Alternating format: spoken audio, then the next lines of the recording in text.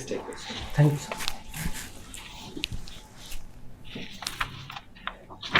Kameshwar, what is your qualification? Sir I did BTech in electronics and communication engineering.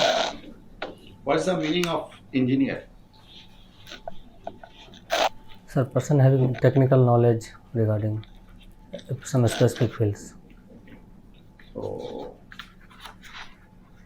give me three important areas where in your administrative service where you are going to join, because you're already having some government experience, where you will showcase your engineering knowledge. मतलब आपके engineering का जो knowledge है वो आप वहाँ पे दिखा पाएंगे। जी सर, सर मैंने पहला प्रेफरेंस बिहार पुलिस सेवा दिया है, तो उसमें सर ग्रीवांस रिड्रेसल के रूप में यूज करेंगे। पॉलिसी जो इंफॉर्मेशन स्प्रेड करने, जैसे अभी कोविड का समय है तो इंफॉर्मेशन कम्युनिकेशन का टेक्नोलॉजी यूज करके मैसेज को स्प्रेड कर सकते हैं। ज्योग्राफिकल और पॉपुलेशन वाइज इजीली रीच कर सकते हैं, जैसे WhatsApp group, Facebook group, social media के माध्यम से पहुंच सकते हैं। और दूसरा सर इंटेलिजेंस गैदर कर सकते हैं पुलिस सेवा में कि कहाँ पे कौन घटना होने वाली है, नहीं होने वाली, इंटेलिजेंस नेटवर्क को स्ट्रेंथन किया जा सकता है। अच्छा, बिहार पुलिस का यूनिफॉर्म का कलर क्या है? सर खाकी। सॉरी सर, देखा नहीं पुलिस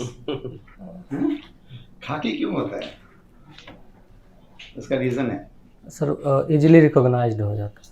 तो कोई और कलर भी हो सकता है, रेड हो सकता है, वो तो और भी ज़्यादा इजीली रिकॉग्नाइज होगा। Sorry sir. अच्छा ठीक है, तो आपको क्या लगता है बिहार पुलिस कॉम्पिटेंट है अभी बिहार के लॉ एंड ऑर्डर को मेंटेन करने के लिए? यस सर, कॉम्पिटेंट है। Yes sir. तो ऐसा क्या काम किया बिहार पुलिस ने रिसेंट पास्ट में जो आपको लगता है कि बहुत ही अच्छा काम किया है, जो किसी और जगह पे आपको देखने को नहीं मिला, कोई अचीवमेंट बिहार पुलिस का? जी सर, जैसे अभी NCRB का, नेशनल क्राइम रिकॉर्ड ब्यूरो के डाटा में हमारा बिहार कई स्टेटों से अच्छा है। जैसे महिला क्राइम के मामले में बिहार मध्य प्रदेश अदर राज्य से अच्छा है। और सर बिहार पुलिस में महिलाओं का भर्ती किया गया, 1/3 महिला पुलिस है, जिससे कि वोमेन का ग्रीवांस रिड्रेसल करने में काफ़ी मदद मिल रही है। डोमेस्टिक वायलेंस के केसेस काफ़ी कम हैं सर। अच्छा, डोमेस्टिक वायलेंस, तो डोमेस्टिक वायलेंस को टैकल करने के लिए लॉ भी है? जी सर। लॉ के बारे में बताइए कुछ। जी सर, डोमेस्टिक वायलेंस एक्ट 2006 का है। हाँ, उसमें क्या क्या है? सर मेंटल या फिजिकल हार्म या हार्म करने की कोशिश करने पे उस फैमिली, जो भी फैमिली मेंबर है, उस पर कानूनी कार्रवाई की बात की गई है सर। ठीक है, तो डोमेस्टिक वायलेंस इंडिया में इतना बढ़ क्यों रहा है? इसके सर पीछे कारण क्या है? सर अभी नेशनल वोमेन कमीशन का रिपोर्ट आया था कि पेंडेमिक के दौरान जो लॉकडाउन हुए हैं उसमें काफ़ी डोमेस्टिक वायलेंस बढ़े हैं, क्योंकि महिलाएं घर के अंदर रहती है, पुरुष भी एक जगह रह रहे हैं और उन्हें डोमेस्टिक बर्डन काफ़ी बढ़ गया है। और हमारा सोसाइटी पेट्रियार्कल सोसाइटी है, तो इसमें जो मेल मेंबर होते हैं वो उनके काम में सहयोग नहीं कर पाते हैं, तो ये भी एक कारण है जो अभी तत्कालिक कारण है सर। अच्छा, मतलब मेल मेंबर्स लोग काम नहीं करते हैं घर पे? सर उस तरह से सहयोग नहीं कर पाते हैं जितना कि अपेक्षित है उनसे। अच्छा, तो क्या क्या करना चाहिए मेल मेंबर्स को घर पे? सर हम एज ए मेंबर फैमिली में है, चूँकि पेंडेमिक है तो साइकोलॉजिकल इम्पैक्ट सब पे है, किसी महिला हो या पुरुष सभी को घर से बाहर नहीं जाना है, तो एक साइकोलॉजिकल फियर ऑलरेडी है ही। तो सर जैसे घर में कोई भी डोमेस्टिक वर्क है तो इक्वली शेयर कर सकते हैं, जिससे कि फैमिली का भी बर्डन कमेगा और फैमिली में ट्रस्ट भी बढ़ेगा सर, और डोमेस्टिक वायलेंस का केसेस भी कमेगा।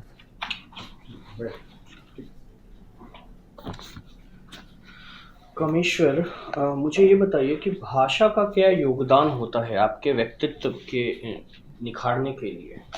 ठीक है, उसमें एक व्यक्तित्व को बनाने के लिए भाषा का क्या योगदान होता है? सर भाषा से हम अपना संबंध बनाते हैं, जो समाज का निर्माण होता है उसमें भाषा का महत्वपूर्ण योगदान होता है।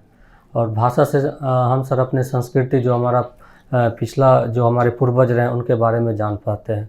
जैसे सर अभी जो पुराना, जैसे सर अभी हड़प्पन संस्कृति था, उसका स्क्रिप्ट हमारा डिसेबल नहीं हो पाया, तो उसके बारे में जो आर्कियोलॉजिकल एविडेंस है उससे हमें प्राप्त हुआ। लेकिन यदि भाषा जो लिखा गया स्क्रिप्ट वो डिसेबल हो जाता तो हम ज़्यादा अच्छा से जान पाते। और सर समाज में अपने बातों को व्यक्त करने के लिए लोगों में एक दूसरे से बात करने के लिए यूज करते हैं। अच्छा, आपने बिहार पुलिस सर्विस का फर्स्ट प्रेफरेंस दिया है। मुझे ये बताएं कि आईपीसी और सीआरपीसी में क्या बेसिक डिफरेंस है? सर आईपीसी 1960 में आया था और सीआरपीसी 1961 में आया था, सॉरी 1861 में आया था इंडियन पुलिस कमीशन के रिकमेंडेशन पे। और सर दोनों में, सॉरी सर एग्जैक्ट डिफरेंस पता नहीं सर। अच्छा, ये बताइए कि सपोज कीजिए एक सिचुएशन है जिसमें आपके जो आप कहीं पे एज अ डीएसपी पोस्टेड हैं और आपको पता चला है कि जो एक वहाँ पे काफ़ी इन्फ्लुएंशियल जो है पॉलिटिकल इन्फ्लुएंस का एक व्यक्ति है जो कि महिलाओं के साथ काफ़ी अभद्र व्यवहार करता है और जो स्कूल और कॉलेजेस के आसपास जो है वो काफ़ी इस तरह का नुआंस क्रिएट करता है, वो या उसके जो उसके साथ काम करते हैं वैसे लोग। और आप कई बार अपने जो है जूनियर जो है एसआई को और जो उसके थाना इंचार्ज हैं उस एरिया में वहाँ पे जाकर के आपने कई बार कोशिश की है कि इस तरह की चीज़ें कर्ब हो सके, लेकिन वो जो लोकल थाना है वो भी जो है उसमें संलिप्त, मतलब उसको किसी तरह से प्रोटेक्शन प्रोवाइड कर रहा है। आपने अपने सीनियर से बात करी तो आपके सीनियर जो आपके ऑब्वियसली आपके इमीडिएट सीनियर आपके एसपी होंगे, तो उन्होंने भी बहुत ज़्यादा संतुष्ट आपको आंसर नहीं दिया। ऐसा सिचुएशन में आप कैसे वहाँ पे जो बच्चियाँ जा रही हैं, पढ़ रही हैं, किस तरह से आप अपने स्तर पे इसको इंश्योर कीजिएगा कि उनकी सुरक्षा और उनको इस तरह की दिक्कत महसूस नहीं हो? सर इसमें मैं 3 तरह का स्टेप लूँगा। पहले तो सर वहाँ के जो गार्जियंस होंगे उनसे एक बात करूँगा और जो लाइक माइंडेड होंगे जो इसका विरोध करेंगे उन लोगों से बात करके बोलूँगा कि आप रिपोर्ट कीजिए। और दूसरे तरह से सर जो रिपोर्ट आएगी या जो प्रीवियस रिपोर्ट होंगे या जो प्रीवियस जिनके खिलाफ कोई भी केस होगा, अगर आप गार्जियन से डायरेक्टली बात कीजिएगा तो गार्जियन में या जो पेरेंट्स होते हैं उनमें एक पैनिक का सिचुएशन भी आ सकता है, वो भी घबरा जाएंगे क्योंकि कई बार जो लड़कियां खुद होती हैं वो ऐसी बातें घर पे जाके नहीं बताती हैं, वो भी इग्नोर करती हैं। सर इसके लिए मैं पहले से प्लानिंग तो करूँगा ही। जैसे मुझे पता चलेगा तो मैं अपने जो भी हमारे पुलिस में होंगे उनको सिविल ड्रेस में वहाँ पे डिप्लॉय करूँगा ही और कुछ इंटेलिजेंस भी गैदर करवाऊँगा कि कौन किस टाइप के लड़के हैं कि लोकल सिचुएशन में कैसे इसको डील किया जा सकता है। जैसे इसमें भी सर गार्जियन 2 तरह के होंगे। पहले तो होंगे कि वोकल होंगे, रिपोर्ट करना चाहेंगे, दूसरे होंगे कि रिपोर्ट नहीं करना चाहेंगे। तो वहाँ पे जिस सिचुएशन होगा रिपोर्ट करने वालों को पहले साथ लेंगे और उनसे आगे आने के लिए बोलेंगे और एक्शन लेंगे सर। लेकिन हम किसी भी सूरत में सर वहाँ पे तो इसको रोकने का प्रयास करेंगे और रोकेंगे भी सर। लेकिन मैं तो बता रहा हूँ लोकल थाना आपको जो है वो सपोर्ट नहीं कर रहा है तो सर सस्पेंड करेंगे, ट्रांसफ़र करने के लिए लिखेंगे। अच्छा, तो आप अपने तरफ से? जी सर, लेंगे सर। अच्छा चलिए, इधर रिसेंटली जो है मुंगेर कांड आपने नाम सुना होगा, मुंगेर की घटनाक्रम कुछ हुई थी, आपको पता है? जी सर। हाँ, सो उसमें जो है वहाँ की जो एसपी थी उनकी जो मतलब रोल है वो थोड़ा सा डाउटेड है। ऐसा कहा जा रहा है कि उन्होंने कुछ सही फैसला नहीं लिया या ऐसा लिया। अगर आपको, अब मैं उसके ऊपर चर्चा नहीं कर रहा हूँ, आपको मुंगेर का एसपी बना दिया जाता और इस तरह का सिचुएशन होता, और आई होप कि आप सारा सिचुएशन, बिकॉज दुर्गा पूजा का वो विसर्जन था और next to next day election था और कोविड भी था, तो पुलिस के ऊपर बहुत ज़्यादा जिम्मेदारी है, बहुत ज़्यादा उनको काम करना पड़ रहा है और वो फ्रंट लाइन में है। तो आपको अपने जो सिचुएशन है, अपने जो आपके सबऑर्डिनेट्स हैं उनका भी ख्याल रखना है और ये भी देखना है कि लॉ एंड ऑर्डर मेंटेन रहे। ऐसे सिचुएशन में अगर आप उस जगह पे होते हैं तो आप क्या करते हैं? सर इस सिचुएशन में सर हम गोली चलाने का ऑर्डर तो नहीं देते जब तक कि अपनी जान पे ना आ जाए। जहाँ तक सर मीडिया रिपोर्ट में मैंने देखा है, पुलिस के पास ऑप्शन थी, लाठी चार्ज कर सकता था, टीयर गैस चला सकती थी और भी दूसरे माध्यम से लोगों को समझा सकती थी। लेकिन जो रिपोर्ट आप क्या करते हैं? सर मैं पहले लाठी चलाने का आदेश देता, फिर मैं वहाँ खुद जाता, फिर माइक से अनाउंस करता, लोगों से बात करने की कोशिश करता, जो भी लाइक माइंडेड पीपल होते, और जिस एरिया में विसर्जन हो रहा था उसके एक रेडियस बना के उसमें मैं पुलिस को घेरा बना देता कि जो लोग हैं इसी के अंदर हैं, बाहर वाले कॉर्डन ऑफ कर देता और फिर बात करने की कोशिश करता, नहीं मानते फिर लाठी चार्ज करते, फिर इसी तरह से करने की कोशिश करते सर। अच्छा, मुझे 5 पॉइंट बताइए कि कैसे आप मॉडर्न इंफॉर्मेशन टेक्नोलॉजी का उपयोग कीजिएगा पुलिसिंग को इन्हांस करने के लिए। पहली बात तो सर मैं मेरा जहाँ पे भी पोस्टिंग होगा वहाँ पे जाऊँगा, वहाँ के लोकल इशू को गैदर करने का एक डाटाबेस बनाऊँगा कि स्पेसिफिक इशूज़ क्या है। कहीं पे ईव का इशू होता है, कहीं पे कम्युनलिज्म का, कहीं पे रीजनलिज्म का, कहीं पे थ्रेटनिंग का, जैसे एक्सटॉर्शन, तो उस तरह का पहले डाटाबेस बनाऊँगा। उसी डाटाबेस में जो भी क्रिमिनल्स होंगे, दूसरा ये करूँगा सर, जो इंटेलिजेंस नेटवर्क होगा उसको मैं स्ट्रेंथन करूँगा अपने पर्सनल लेवल पे भी और सबऑर्डिनेट लेवल पे भी। और तीसरे लेवल पे सर जो भी सरकारी कानून है, जैसे कोविड अवेयरनेस हुआ या फ्लड का, या जो भी हमारे रिस्पॉन्सिबिलिटी होगी, उस मैसेज को पब्लिक तक पहुंचाने के लिए कम्युनिकेशन टेक्नोलॉजी का यूज करूंगा।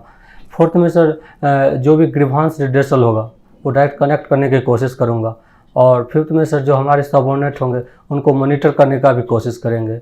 सर कई बार क्या होता है कि पुलिस में जो सीनियर ऑफिसर होते हैं उनको पता नहीं होता है कि हमारे सब इंस्पेक्टर या अदर ऑफिसर्स थाने में हैं, तो उनके जीपीएस ट्रैकिंग या अदर कर सकते हैं sir. Okay, last question from my side. What are your views on extrajudicial killing? Sir extra judicial killing अभी कमेटी बनी थी, वर्मा कमेटी, उसने भी बोला था कि ये सही नहीं है और ये हमारे देश में काफ़ी हो रहा है। इसमें sir national human right commission का रिपोर्ट और जो हमारे एनसीआरबी का रिपोर्ट है, दोनों में काफ़ी मिसमैच भी है। तो सर इसे रोकना चाहिए और जो Prakash Singh guideline police reform है उसको इम्प्लीमेंट करने से कहीं ना कहीं रोक सकता है sir. Okay, sir. Kameshwar Narayan, ji sir. आप इमिग्रेशन डिपार्टमेंट में काम करते हैं। जी सर। ये मिनिस्ट्री ऑफ होम अफेयर्स में आता है। जी sir. Ministry of home affairs में कितने डिपार्टमेंट्स हैं? Sorry sir, exactly number of department तो याद नहीं है, डिपार्टमेंट के नाम कुछ याद है। अच्छा, एग्जैक्ट डिपार्टमेंट कोई डिपार्टमेंट्स बताइए जो मिनिस्ट्री ऑफ होम अफेयर्स के अंतर्गत आते हैं। जी सर, इंटरनल सिक्योरिटी का डिवीज़न होता है, जम्मू कश्मीर का आता है सर, डिजास्टर मैनेजमेंट का भी उसी में आता है। अच्छा, ओके। अभी यूएसए में जो इलेक्शन हुआ है, जी सर। तो ट्रम्प की सरकार गई और अब जो बाइडेन की सरकार आ रही है। जी सर। आप क्या जानते हैं इससे ये जो शिफ्ट जो हुआ है रिपब्लिकन टू डेमोक्रेटिक जी सर। पार्टी, इससे इमिग्रेशन इशू पे क्या प्रभाव पड़ेगा? इंडियन इमिग्रेशन जो होता है इससे क्या प्रभाव पड़ेगा इसका? सर ट्रम्प का जो प्रशासन था उसमें वीज़ा रेस्ट्रिक्शन था, और जो बिडेन का सरकार है सर, ये लोग वीज़ा देते हैं कि इन लोगों का कहना है कि टैलेंटेड पर्सन आना चाहिए और वर्क करना चाहिए, कम्पिटिटिवनेस बढ़ेगा। तो हमारे वीज़ा डिपार्टमेंट में सर और भी लोग जाएंगे अमेरिका और अदर, चूँकि अमेरिका का जो वीज़ा नियम होता है उसी के अनुसार विश्व का वीज़ा नियम भी प्रभावित होता है। तो हमारे यहाँ और भी लोग जाएंगे हमारे यहाँ से, और इसी तरह हमारे यहाँ भी और भी लोग आएंगे सर। मतलब जो बाइडेन जो है उसमें ज़्यादा रिलैक्सेशन देंगे। जी सर, जिस अभी तक का जो रिकॉर्ड रहा उनके पार्टी का उसके हिसाब से भी किए हुए हैं कि इतने लाख मतलब H1B वीज़ा में इशू करूँगा, कुछ आइडिया है? या अभी तक कोई स्टेटमेंट दिए हो इमिग्रेशन पे जो बाइडेन कि जब मैं आऊँगा तो मैं ऐसा करूँगा, इमिग्रेशन को लेकर ये नियम बनाऊँगा, ये रिलैक्सेशन दूंगा? सॉरी सर, उनका स्टेटमेंट मुझे पता नहीं सर। कोई आइडिया अभी नहीं। Generally Sorry, sir. Party wise क्या व्यू रहता है रिपब्लिकन का और डेमोक्रेटिक का, इमिग्रेशन पे क्या व्यूज है? सर जो ट्रम्प का पार्टी था रिपब्लिकन, उसमें तो ये रहता है सर कि हमेशा रेस्ट्रिक्टेड रखना, अपने जो इमिग्रेंट होता है उनको रोकना। जैसे ईरान जैसे कई सारे कंट्रीज़ का ट्रम्प ने ब्लैंकली ब्लैक लिस्टेड कर दिया था। लेकिन इनमें बाइडेन के पार्टी में ऐसा नहीं होता। इनमें होता है कि जो इमिग्रेंट हैं उन लोगों को थोड़ा रिलैक्सेशन मिलता है और वीज़ा इशू में भी प्रायोरिटी दिया जाता है। आपको ध्यान होगा जो फ्रांस में जब टेररिस्ट एक्टिविटीज हुआ, टेररिस्ट एक्टिविटी या जो कई एक इशू हुआ था जिसके कारण एक जो फिगर बनाया गया था और उसके कारण जो है कुछ मुस्लिम लोग जो है सो गर्दन काट लिए थे, जो बनाया था, कंट्रोवर्सी हुआ था। उसके बाद जो है सो ट्रम्प एक स्टेटमेंट दिए थे, बोले थे कि इसी कारण मैं जो हूँ इमिग्रेशन पर रेस्ट्रिक्शन लगाया था और उसका फ़ायदा मैं ले रहा हूँ, क्योंकि उसके बाद से जब से मैंने रेस्ट्रिक्शन लगाया उसके बाद से इस तरह की एक्टिविटी अमेरिका में नहीं हो रही है, जबकि यूरोप ने जो रिलैक्सेशन दिया है उसका इफेक्ट वो अब झेल रहा है। कितना एग्री है आप इससे? सर ये जो चार्ली हेब्डो एक पत्रिका था उसके पत्रकार ने बनाया था, और रिसेंटली एक स्कूल में एक टीचर थे जिन्होंने दिखाया था। तो सर ये उनका अपना व्यू हो सकता है, क्योंकि यूएस का जो सिचुएशन है, क्योंकि कल्चरल कॉन्फ्लिक्ट जो मिडिल ईस्ट और वेस्ट एशिया, मिडिल ईस्ट और नॉर्थन अफ्रीका से जो लोग गए हैं, तो सर इसमें सर हमें लगता है कि जो वहाँ पे सोसाइटी है ये कम्प्लीटली सही नहीं बोल सकते। जो है इस इश्यूज के बाद जो अपने रिस्ट्रिक्शन लगाए हैं, जिससे ऐसा लगता है कि उसके बाद जो है इमिग्रेशन का रिस्ट्रिक्शन बढ़ेगा, इसका प्रभाव क्या पड़ेगा जो फ्रांस में जो घटना घटी उसके बाद? सर अभी यूरोप में जो राइट विंग पार्टियां जीत रही हैं, अभी स्वीडन में भी दंगे राइट हुए थे, तो सर हमें तो लगता है कि ये इशू काफ़ी बढ़ेगा। वीज़ा रेस्ट्रिक्शन तो लोग लगाएंगे सर, क्योंकि कोविड के बाद जो विद इन कंट्री और सेल्फ रिलायंस का बात भी बढ़ रहा है, तो कहीं ना कहीं सर हमें लग रहा है कि हो सकता है सर। आपका हॉबी में लिखे हैं वाचिंग कबड्डी, जी सर। खेलते भी हैं केवल वॉच करते हैं? सर खेलते थे जब गांव में पढ़ते थे, तो जब उसके बाद सर बाहर रहने लगे तो नहीं खेल पाते हैं, फिर मैच देख लेते हैं सर। अब गांव में खेलते होंगे, अब टीवी पे वॉच करते हैं। जी सर। नियम में क्या अंतर है? सर गांव में तो कितना भी प्लेयर हम लोग खेल लेते थे, और यहाँ पे तो 7 प्लेयर फिक्स होता है, एरिया फिक्स होता है, क्या टाइम नियम फिक्स। है कबड्डी जो है उसके क्या नियम? सर इसमें पहला नियम तो 7 प्लेयर होता है, दूसरा 20 मिनट का 40 मिनट टोटल टाइम होता है, जो 20-20 मिनट दोनों प्लेयर खेलते हैं, और 5 मिनट का गैप होता है। लेकिन सर हम लोग वहाँ खेलते थे तो ना टाइम फिक्स होता था। जब आप बचपन में खेले होंगे तो ऐसा है कि जब तक सांस नहीं टूटे उस बीच अगर किसी को आप टच करके आ गए तो आउट माना जाएगा। जी क्या इस तरह का नियम है? जी सर, वो अभी भी है नेशनल में और इंटरनेशनल लेवल पे तो भी। प्लेयर कम होते रहते हैं? इसमें तो सर प्लेयर्स जिसको मैं टच करके आ गया वो आउट हो जाता था। जी और सर। फिर हमारे ये से बाहर हो जाता था गेम से। जी क्या ये नियम जो अभी जो इंटरनेशनल कबड्डी होता है उसमें ये नियम है? सर अभी इसमें पॉइंट मिल जाते हैं, उसके बदले हम लोग में आउट हो जाता था। अच्छा, जी सर। क्या क्या कैसे डिसाइड होता है? सर जो ज़्यादा पॉइंट जो टीम को आता है। कितने कितने मिनट के गेम होते हैं, सेशन होता है? सर 20-20 मिनट का, टोटल 40 मिनट का। 40 मिनट का होता है। उस 20 मिनट में जिस टीम ने जितने पॉइंट्स गेन किए, जी सर। एक को अगर टच करके आप आ जाते हैं तो उससे कितने पॉइंट्स मिलते हैं? सर टच करते आते हैं तो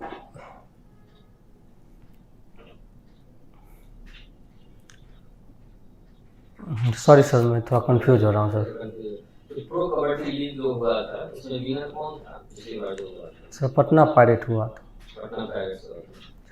पटना का इसका मतलब है अच्छा परफॉर्मेंस है कबड्डी में। जी सर 7 में से 3 पटना पायरेट ने जीते। 7 में से 3 पटना पायरेट्स ने जीता। ये पटना पायरेट्स के कैप्टन कौन है? Sir Pradeep Sarowal, sorry Narwal, Pradeep Narwal. कहाँ के हैं? सर ये सोनीपत हरियाणा का। बिहार के जो पटना पायरेट्स में जो है वैसे दो जो कबड्डी खेलते हैं पटना पायरेट्स की तरफ और वो बिहार के ही। सर ये मुझे नहीं पता सर। मद्य निषेध के विषय में जी सर। ऐसा कहा जा रहा है कि इससे तो रेवेन्यू काफी लॉस हो रहा है। जी सर। बाकी स्टेट लेवल की जो दिल्ली में जो है वो बोला गया था कि भाई जब बाकी दुकानें बंद थी लेकिन इससे दुकान खुलवाया गया क्योंकि इससे रेवेन्यू लॉस हो जाता है। जी sir. Bihar already revenue deficit state माना जाएगा। जी सर। उस समय क्या करना उचित था? सर 4,000 करोड़ का लगभग रेवेन्यू लॉस बिहार को एक्सरसाइज लिकर बैन करने पे हुआ है, लेकिन सर इसके दूरगामी फायदे भी हैं। पहला तो सर समाज में जो डोमेस्टिक वायलेंस कमा है, वुमेन का एम्पावरमेंट हुआ है, और ये सर चूँकि जो लोअर तबका होता था, हमारे यहाँ सर 86% मार्जिनल फार्मर है और ज़्यादातर कृषि पर निर्भर करते हैं, तो उनमें अवेयरनेस और एजुकेशन भी कम है, तो इसके कारण सर एजुकेशन पे बहुत बुरा प्रभाव पड़ता था। लेकिन लिकर बैन करने से सर ये बढ़ेगा, एजुकेशन बढ़ेगा, अवेयरनेस बढ़ेगा। तो डेटा दे सकते हैं जिससे कि पता चले कि जब से लिकर बैन हुआ है तो जी फिर इसके कुछ सोशल इम्प्लीकेशंस कुछ हुए हैं, कुछ ऐसे डेटा जिससे मालूम चले कि वाकई इसका फायदा हुआ है। जी सर, नेशनल वुमेन कमीशन अभी स्टडी किया था, डोमेस्टिक वायलेंस कम हुआ था, लेकिन एग्जैक्ट कितना कम हुआ सर ये तो मुझे नहीं याद है, लेकिन अभी स्टडी आया था। लीकर का डोमेस्टिक वायलेंस से डायरेक्ट रिलेशन है, जी सर, है सर।